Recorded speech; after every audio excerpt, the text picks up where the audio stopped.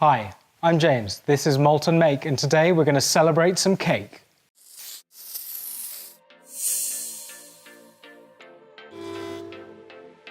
To make the prize sign, I'm going to use wood.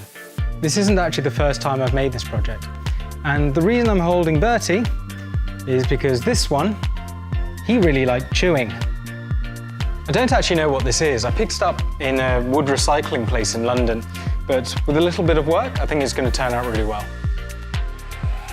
This first cut isn't really aiming to be accurate. It's just to let me get a more manageable size piece. And by the way, yes, I know this is wood, but I don't know what type, so if you do, leave me a comment down below. The first thing to do after I've now cut this into a reasonable size piece is to run it over the jointer.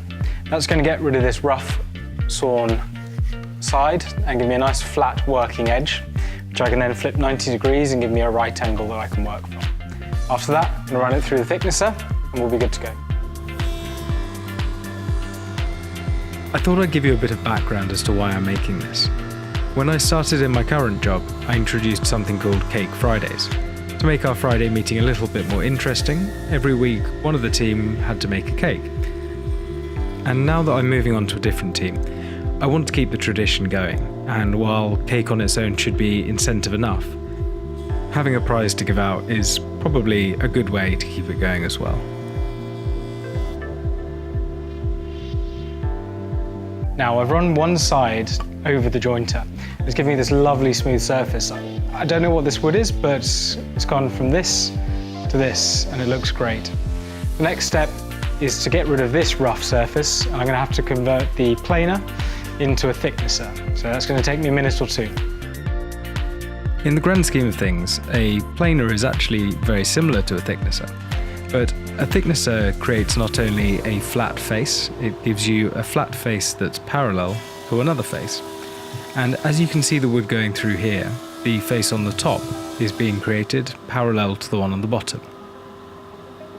Now that I've got two sides flat and parallel, I've just got to take this end off with the miter saw, and I've got a good square edge that I can use for that.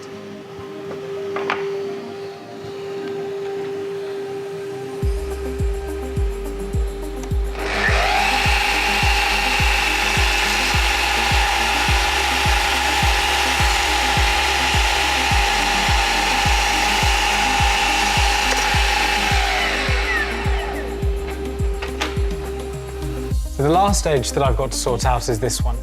I've got all of the rest of them square, flat and parallel to each other. And the safest way I think to do this cut is on the table saw. I've actually got a sliding table on here, which makes it a lot easier to make safe cuts. I can just put this edge, which is going to be square, to this one, up against this beam here, pass it through the table saw, and then we'll be good to go onto the CNC.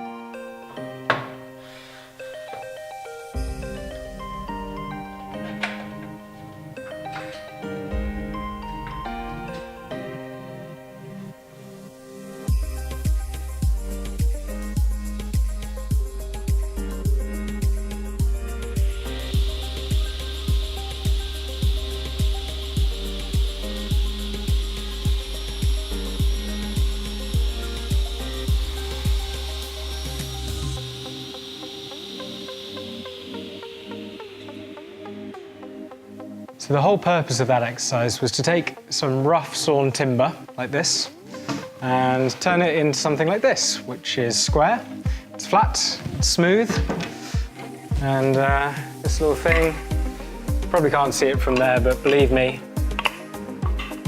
it's square, flat, and perfect.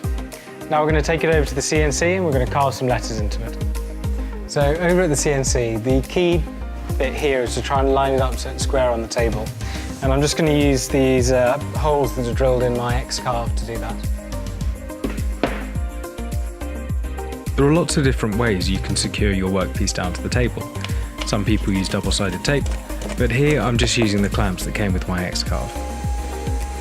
Although it does have software with it called Easel, which is very good, I actually created this design in Adobe Illustrator and then exported it to Fusion 360 to do the cam for me. It's a great free program and is really worth learning if you're going to do any amount of CNCing. Although how I actually did it, I'm going to save for another video. Now the best bit of any woodworking project is putting some finish on. I'm just using a really cheap old bit of paper towel and some tung oil, but even with that, it makes the wood grain look amazing. And here's the finished piece. Now, I didn't actually use any epoxy, which I had done on the first trial run, but partly the way the wood looks turned me off doing that, and also the fact I'm running a bit short of time. So I'm going to leave it just like this, and to be honest, I couldn't be happier. But there's no reason that you couldn't put some epoxy in if you made a project like this. If you want to see some other projects I've done, then click up here and see one of my old videos. For example, you can see how to make a workshop apron like this one. If you can like, comment, subscribe or share, that would be great too, because it makes such a difference to small channels like mine. And I'll see you on the next one.